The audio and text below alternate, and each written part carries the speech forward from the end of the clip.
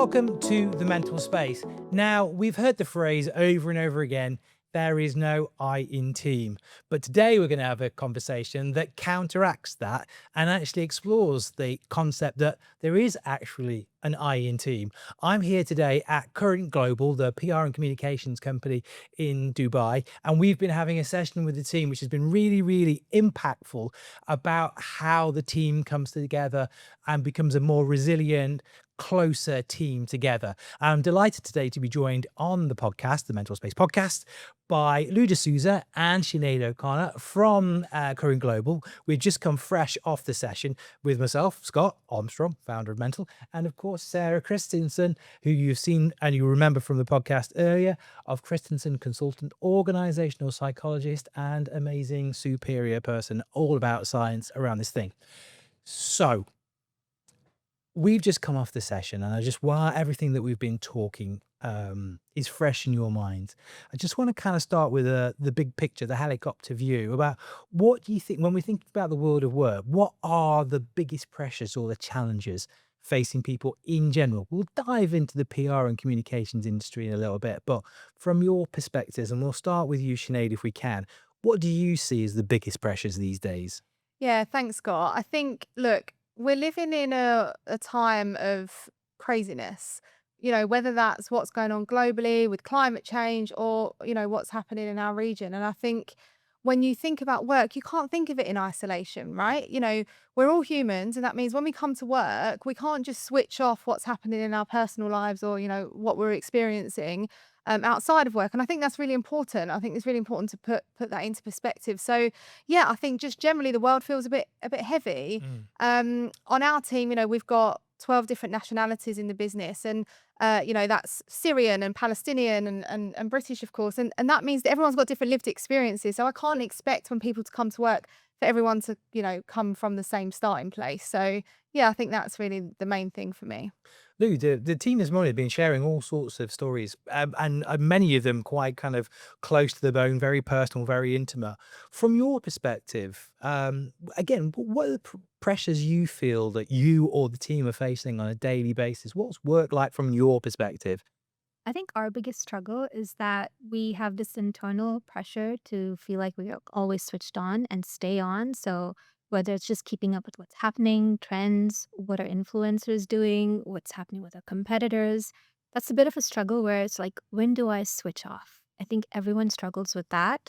And also, because you're constantly switched on, you're also absorbing all this excessive information. It's just sometimes it's a bit saturated, sometimes it's a bit lot to process. But yeah, when to switch off, I think was the biggest struggle. WhatsApp, emails, weekend messages. WhatsApp. Oh, we love WhatsApp. Mm. Who wants to be part of another WhatsApp group? But that's one of the things the biggest thing actually in terms of business communication I've found moving here um, from the UK. In the UK, you don't have access to clients, or certainly clients don't have access to you on WhatsApp. It's just not a thing. And like, it's not to say that they don't have your Teams and your email and your phone number, but that's a really big thing in this region, right? And it's the same with journalists. We work in PR, and so I can't imagine back in London WhatsApping a journalist, and that kind of instant level of communication that we have here. So I do think we joke about it, but please don't add me to another WhatsApp group. It is a really big thing here, yeah. Sarah, I mean, how have you, as an organizational psychologist, how have you seen, I mean, like now we've got AI as well, the world of work change in literally the last 5 years, let alone the last 10 years. It's like we were kind of like glacial. I mean, I remember God, I'm so old now. When I went into work, for the first time as a 16-year-old, the most advanced piece of technology we had was a fax machine. Email didn't exist. The internet wasn't a thing. Social media wasn't a thing. And definitely we didn't have WhatsApp. So we were kind of like glacial for a while. And now we're just gone like that. Yeah, I think the only constant is change, that infamous saying. And I think it's true. And I think the pace of change today is just phenomenal. Like you're here 1 minute and 2 minutes later it's changed. And I'm sure you probably find this with the client as well. They're constantly changing their mind. There's a new piece of information comes in. There's a new survey. Some competitor's done this. And it's just never ending. When we're constantly on, then our mind and our bodies are just not getting a time to stop. And then that's when we're really kind of suffering as individuals, because then our entire world becomes focused on work. We're on 24/7. I've got to go get that task done. I've got to go finish that report. I've got to meet that presentation deadline. And I think as a result of that, then we are so task focused that we're missing the bigger picture and realizing, and we talked a lot about this in the actual session, is that we're missing the human connection, is that we're so busy focused on work that we're not engaging with each other. We're not stopping and go, how are you doing today? What's happening with you? And as a result of that, we're missing out. We as humans are hardwired to be connected and to engage with each other. And, we talk a lot about the statistics around, you know, loneliness in the workplace, engagement, mental health issues. These are all rapidly rising and increasing. And that is a real concern, because if we as workers are spending so much time focusing on doing, then burnout's going to increase, and businesses are going to suffer because we're not looking after the sustainability of our people. And I think that's a real rapid danger that we're actually in right now. Yeah, it seems to be accelerating as well. I've actually seen the data, and I'm not going to talk about it in detail because it's not coming out yet. It's coming out on the 10th of October, World Mental Health Day. Yeah. But the PRCA, the PR organization here in the UAE, has done a new report, new survey on how people within inside the PR industries are doing, and it's kind of scary, to It be honest is, with you. yeah. I was actually shocked, and almost every single metric almost has got worse year on year, and that was a real surprise. Sinead, how do you see this showing up in the PR and communication industries? I mean, like, anyone who's in the PR industry will Mm. probably relate to this instantly, Yeah. but talk to us about those kind of different pressures that you go through in the industry. Yeah, look, it's a really good question. I think we sort of just touched on it almost there, but the 24-hour news cycle is one thing, right? So we have to be on top of what's happening in regional affairs, global affairs, but also our clients' industries. And that's, no mean feat, being constantly exposed to what's going on. I remember in COVID, a friend of mine was like, I just can't consume the news anymore. I've had Yeah. to stop following all. And I was like, lucky you. we don't have that joy. But it's not just the news. Lou will attest to this, working in our influencer practice. It's the trends. What's the cultural moment, especially in this country where everything is really trends focused. What's the zeitgeist at the moment? What do we need to be aware of? How can we jump on things for clients? And so that's exhausting. That's non-stop. That literally does not switch off on the weekends or in the evening. So there's that element. I think also, and this isn't necessarily specific to PR, but client servicing, right? Our clients have their own pressures in-house, and it's not to take that away from them. They're getting pressures from stakeholders. But, we're also getting those client demands, and anyone that works in client servicing, whether it's PR or other, will feel that pressure. And, it's always the service provider at the end, or the partner at the end, I should say, that gets that biggest squeeze. So yeah, deadlines, the news cycle, I think they're sort of two of the big ones. And then if you work in issues and crises, that's obviously exacerbated again. In my career, we used to joke the phone would always ring at 4 p.m. on a Friday when there's an issue brewing, and whether that's because the Sunday papers want to run a story about the client, or Except it's not the phone anymore, is it? It's No. it's the WhatsApp that Yeah. can go at any point as well. I mean, because that's one of the things we forget as well. Like, right now, there are so few boundaries, Yeah. particularly in your profession, between the client and your weekend off or your rest time. When you were in our session, when you were talking about how you were reacting to the ding of the WhatsApp, Yeah. I had that experience where in a previous role a couple of years ago, 7 a.m. sharp, we'd have client side WhatsApp dings, Yeah. to the point where that ding was just like, that bell of like tremors. Like, yeah, such a trigger. It's hard to have boundaries, but I think we're working on it. I think as an agency, we have a lot of autonomy and trust, where I feel like we don't actually struggle with that too much. I feel like we are good with boundaries, so we might be the Yeah. differentiator in the agency Well, world. perhaps that's why you were the winner of the PR category last year at the Mentl Awards. Thank you for saying that, That's, uh, Scott. Yes. Slipping in a shameless plug for the Mentl Awards. Actually, if we get this podcast out in time, the deadline for entries hasn't passed yet. You can still sneak in the PR category or 40 other categories. Mentl Awards, mentl.awards.com. So get your entries in. An amazing gala dinner on November the 21st. Advert over. Sarah, you were about to jump in. But the advert is over. But just to add to that, so we won last year, and we've obviously entered again for this year. And actually, it's a good process to go through, because it really made us think, well, what have we done in the last month since our last entry? Yeah. And actually, there's stuff that we've put in place, because it's brought up questions for us, and thought, oh, actually, we aren't quite doing that as well as we could be. Yeah. And and so That is kind of what we wanted, though, with these Yeah. awards as well, because it's annual. I mean, Sarah as well, to say that Sarah's the judge for the awards as well. But it's not just like we do one thing and then we stop there. yeah. It has to be this constant process of evolution. And actually, year on year, the marks for the evidence, Yeah. it's not just nice intentions, but actually we're trying to, can you measure the impact you're making? So Yeah. Yeah. that's got, Definitely.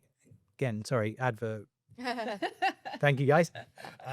Sarah, you were going to say, though. I Yeah. was just actually going to say, like, we were talking there about the pressures, the client side and stuff. And I think that's what struck me in the conversations that we're having with the team. I've worked with a lot of different consultancy firms and a lot of different businesses.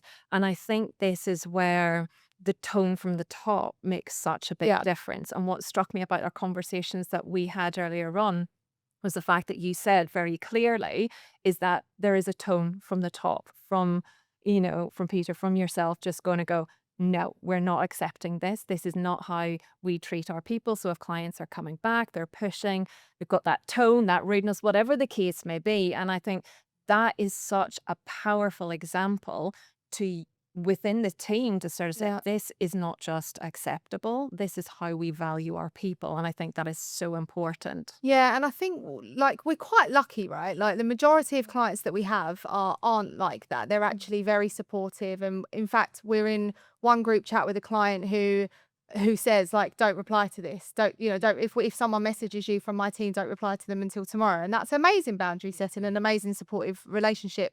But there have been examples, in the past where clients have overstepped the mark, whether that be in terms of their tone or whatever. And yeah, you're right. It comes from the top, and so the team know that it's a safe space, and that we won't stand for people treating them badly. But it's not even sort of feeding clients, it's even within the behaviors within the team. Yeah. How you talk to each other, how Yeah. you engage with Yeah. each other, how you treat But a each lot of other. that does come from leadership. I mean, Absolutely. my favorite quote from Pete is that it's PR, not ER. Yeah. Yeah. And I try to repeat that to my team, because especially when you're new, like with our Gen Zs, it's a big deal to be at this role. And sometimes little things can be a big stressor for them. I'm like, guys, it's not the end of the world. We're in PR, not ER. And it's so lovely to be able to quote Pete about that. And It have seems to some be hope. like almost like at epidemic levels, though, isn't it? It's kind of changed, because I don't know whether it's social media or just because of this endless quest for more and more productivity. But we've almost been hoodwinked into this somehow idea that everything we're doing inside the office by leaderships not as enlightened perhaps as a Current Global is existential. And actually, your job is more important than your health, and your job is more important than your family or your holiday or your rest time. And it's almost like, when do we jump across that bridge into, you stop thinking about yourself and just make money for me, just make more money for me? Feels like we need a bit of a reset and to kind of capture that balance again. But as well, like it's not just a nice to have, right? Like there's loads of stats around businesses that have wellbeing baked in and treat their people with respect are better performing businesses. It's Good not business just to be a like, good business. let's all just be nice people. That's, from a business and commercial sense, it also makes sense there. It So, is very foundational for profit. I mean, I was sharing some figures, obviously, in the presentation today. Like the cost of presenteeism. People sat at their desk. You force people to sit at their desk when they're not at their best. 42 billion a year going up in smoke. I think it was like 8 trillion a year around the world globally in terms of lost productivity. But yet, then if you look at embracing well-being, companies can generate up to 60 billion alone here in the UAE. We were exploring the concept this morning, and I'll ask all of you to kind of come on this, because again, we played this kind of game show moment, but we talk about there's no I in team, and that actually discounts the fact that actually a team is made up of individuals. So for you personally, what does there is an I in team mean to you? Sinead, I'll come to you first. Yeah, I think it's like Dubai itself is made up of lots of different people from lots of different backgrounds, right? And then so when you hone in on that within our business, it's really acknowledging that everybody has a role to play. We all know what the vision for the agency is. We all can feel the culture, but actually it's what's my role in that? How am I going to contribute to the agency's success? And so that that shows up in lots of different ways. But one of the really good recent examples is we've got a lot of clients that are actively trying to target Gen Z. Yeah. And I am not of Gen Z age. That might surprise you. But there is no point in me Preach. there's no point in me setting a strategy or doing creative ideation without tapping into the amazing Gen Z talent that we have in the business, right? And so we ran this brainstorm. And one of our account managers came up with this idea. There's, I don't know if you've heard of this, coffee raves, big thing here. It's where you go to a rave sober. There's a great DJ, lots of great, lighting and It's music. actually It's a a Gen rave, Z but thing. it's Oh, a wow. real Gen Z thing. We don't I'm not Gen Z, but the trend is no one needs alcohol anymore. You actually go for a 7 a.m. coffee rave and you're just drinking coffee. There's a DJ playing house music. Yeah. And having the best time of your Now, I would never have known about that. Right. Mine efficiently blown. But one of the juniors on the team, Yeah. or one of the account managers, sorry, she came up with an idea. Let's do it's for a milkshake brand. Let's do a milkshake rave. And the client, she came with loads of insights. She came with loads of examples. Sold it to the client. The client bought it. We did the event, and it was hugely successful. And that's a prime example of individualism, right? Celebrating people's lived experiences, Yeah. what the passions that people have, and allowing that to flourish and creating an environment where she felt like she could pitch an idea and not be shot down for it. And I think that's a good example. I kind of want to stop this conversation and just like, Lou, tell us everything that's going on out there right now. But I will stay on track almost. Like that again, there is an I in team. What did that mean to you? What resonated with you from our team building session this morning? I think it gave me this perspective to be so much more appreciative of what everyone brings to the table. We all have our ways of working, our own experiences, and it's kind of beautiful how it comes together. So, just to give you a bit of history of my background, I come from a social background. So, in the world of PR, I always feel like I'm learning so much from their perspective. It's mind blowing of, how responsive or how on the pulse everyone is. And then whenever we work on pitches and briefs, I approach it a bit differently because with my social background, I'm more digital focused, and that comes together beautifully where we are having impact on media as well as on social, etc. So I think just people's experiences, people's ways of working, I learned so much, and I love that we're not that cookie cutter. Like everyone's, I wouldn't say a bunch of misfits, but everyone's so unique in their own ways, and it's entertaining, but it's also, that's where I'm like, yeah, it just brings us together. But we've spoken about this on previous podcasts though as well. When we talked about sort of diversity and equity and inclusion, and you sort of talked very eloquently around how we need to avoid cookie cutter. And again, I guess if we boil there is an I in team down to first principles, it is that we're all different. Absolutely. Yeah, I think that's the big thing, isn't it? It's like it's that we all come to the workplace for our unique experiences that we bring in, and we have our different backgrounds, our education, our lived experiences, our social, our culture, our upbringing, whatever. And that needs to be embraced. And it's our understanding that the uniqueness that we bring is our value, is our worth. Yeah. And what's really interesting is that when we are allowed to bring ourselves, the full thing that we are, it's that sense of belonging that I can totally be myself. And what's interesting, and I see this in a lot of cultures, is that what's the opposite to belonging? It's fitting in.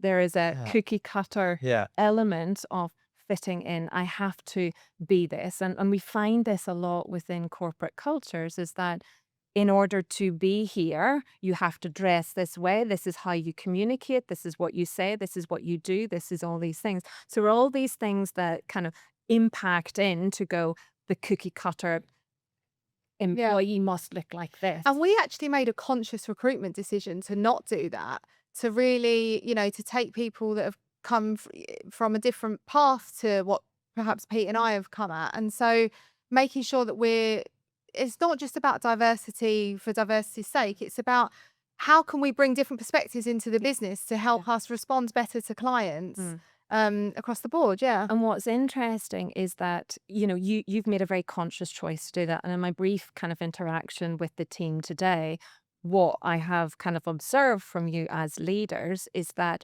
you're comfortable with the vulnerability that brings you. Yeah. You're comfortable to go, you can be who you want to be, and I'm okay to lead you because how I lead you and manage you is going to be different to how I do you.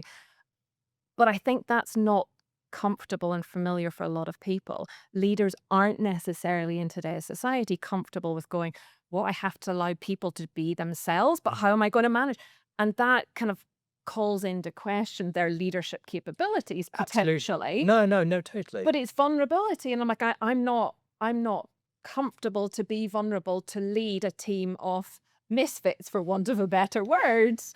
And I think that's the struggle where some corporates don't quite get. Well, I think, look, I think that's a legacy issue as well, which in time hopefully will correct itself. But how many leaders, and I say leaders, they're probably more bosses than leaders, look like me and have actually never been on a journey. Like when they first got into management, the ability to inspire and lead people was not to do with it. Yeah. It was, I'm good at a process. And when you say, I'm comfortable to lead you, how many of those leaders are genuinely not comfortable in themselves? Yeah, absolutely. So, so they're driven by a whole, insecurity, which is when they start doubling down on, and how dare you question me and that sort of thing. So In this it box. is this, it's fit in this box. And it's interesting to hear you say that actually the opposite of inclusion is fitting in, Yeah. as opposed to exclusion. Because if you exclude someone, eventually they're going to leave and they'll go somewhere else.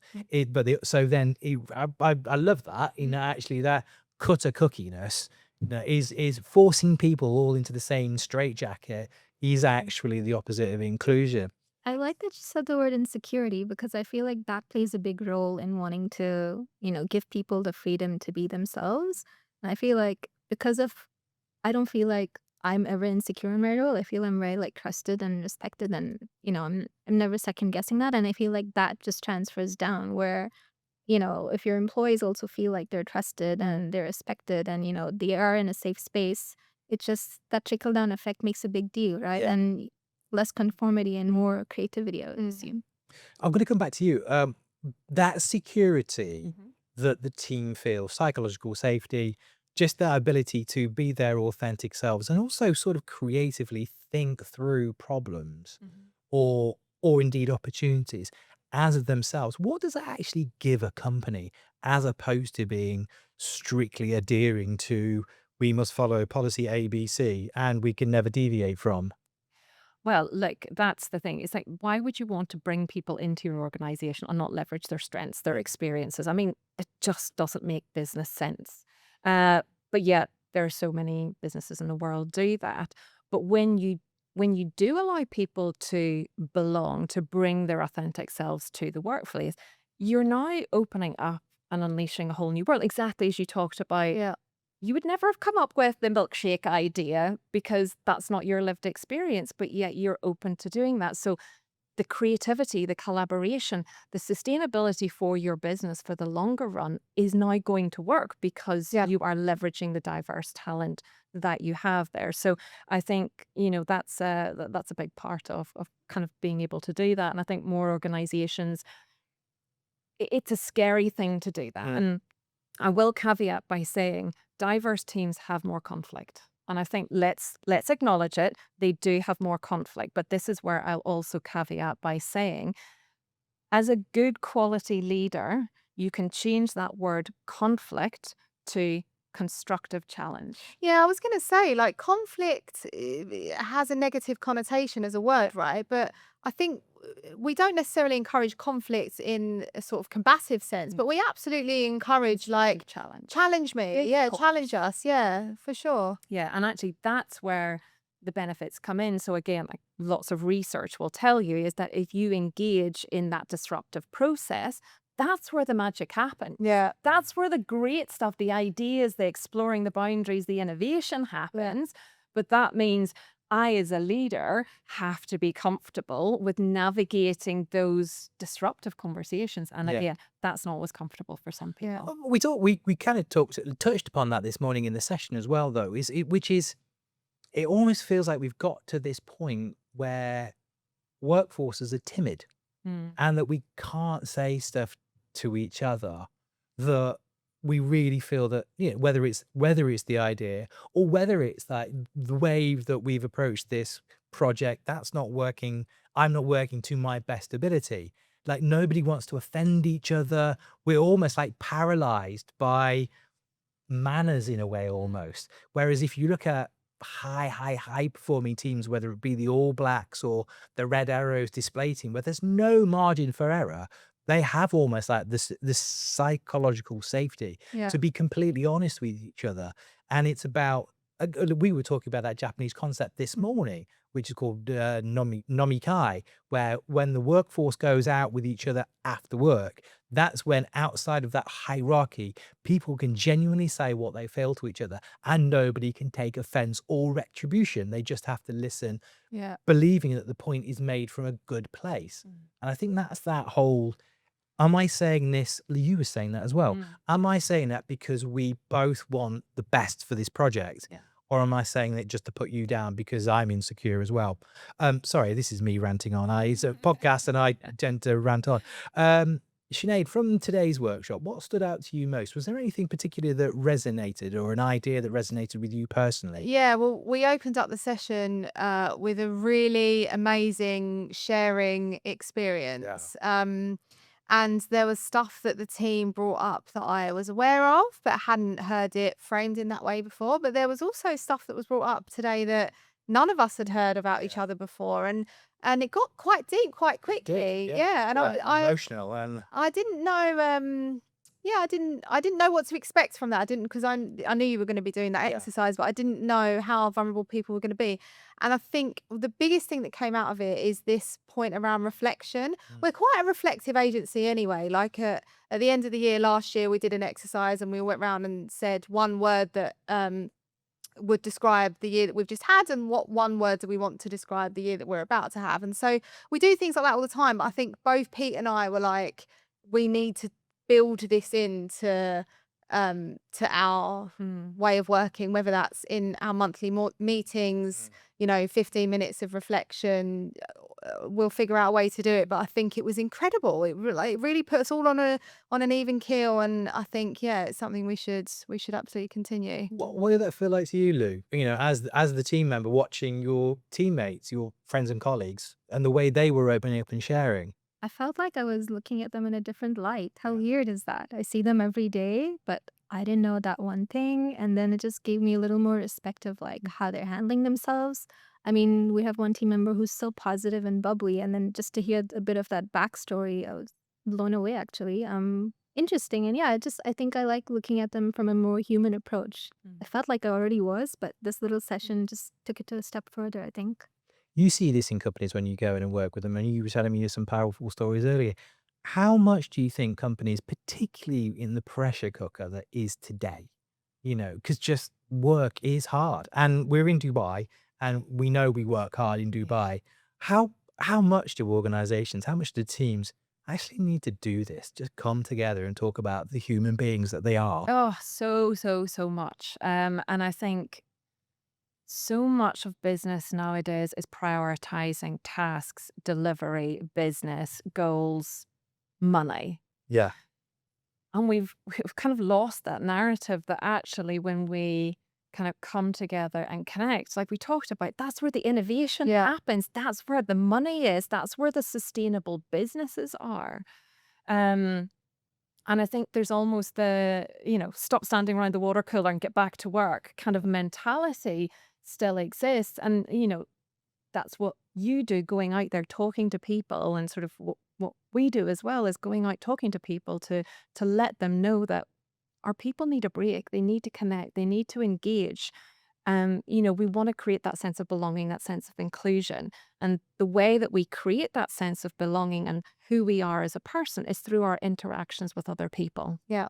And we've got to allow that process to organically happen. We've got to allow them those water cooler moments so they can go, well, who am I? Let me share these strengths about me, my backstory, my background, so that when I see you again or I've got something that comes up, do you know what? I need to go and speak to Lou about that because I know that's her bag. I know that she's got experience in that. So we need that, and we need to value that more, need to do it more, much, much more.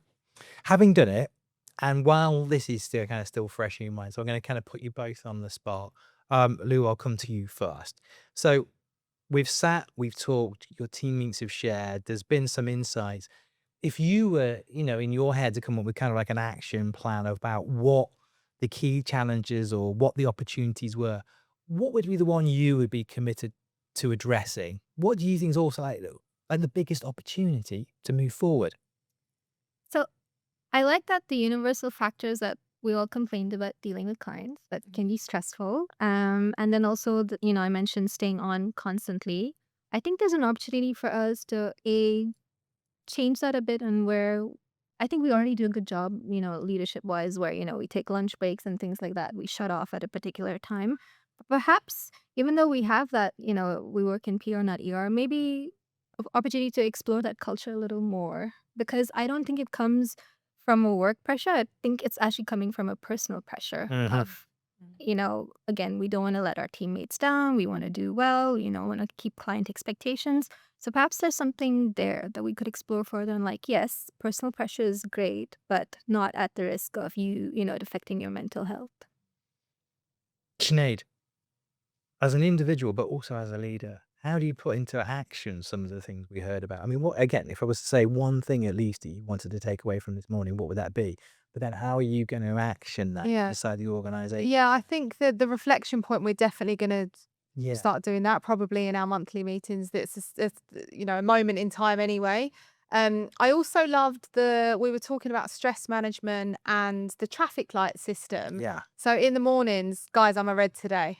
Yeah. Or like, how are you doing today? You look a bit stressed. I'm an orange. Or no, I'm fine, I'm green. And so, that might be something that we look to take on. But ultimately, how we report back on it and sort of how we are accountable for it. We have 3 measurements that Pete and I check in on quarterly, Okay. which is, are people happy? Yeah. Are people empowered? And is there a sense of belonging within the business? And so we have surveys, etc., etc. So, a lot of the thinking from today, I think, is going to have to be measured in the same way as those. And I'll stay with you, and then I'm going to come to you, Sarah, as well. But for you, what will success look like?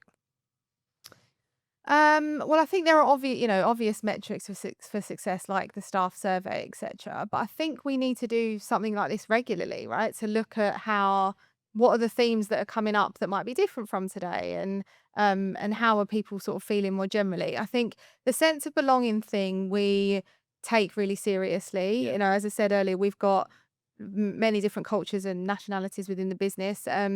One of the things that one of our Indian colleagues has brought into the business recently is Chai Wednesdays. And that's a way for her to sort of show a bit of her culture. It's also a moment in the week where we just stop working and we'll have a cup of tea together and chat about whatever's going on. And so more of those initiatives that are people driven, like that came from her, that had nothing to do with us, but we absolutely, enabled it. And so more of those things where sort of tangible things where people feel like they can bring their authentic selves to work, whatever that looks like. So I think, more of that for sure. And then Sarah, from your sort of organizational perspective, what does success look like to you when a company does this well? So, look, you'll always, the boring metrics, shall I say, that are always going to indicate that a company's doing psychological safety and belonging well is that, the attraction rates, they're well known in the market. People want to go to them purely because got a great reputation for being a great place to work. You've got the retention rates, people go there, they stay there. You've got the engagement surveys always high up there. You've got, all these promotional rates, all these kind of key in metrics that will show you that you're doing a good job.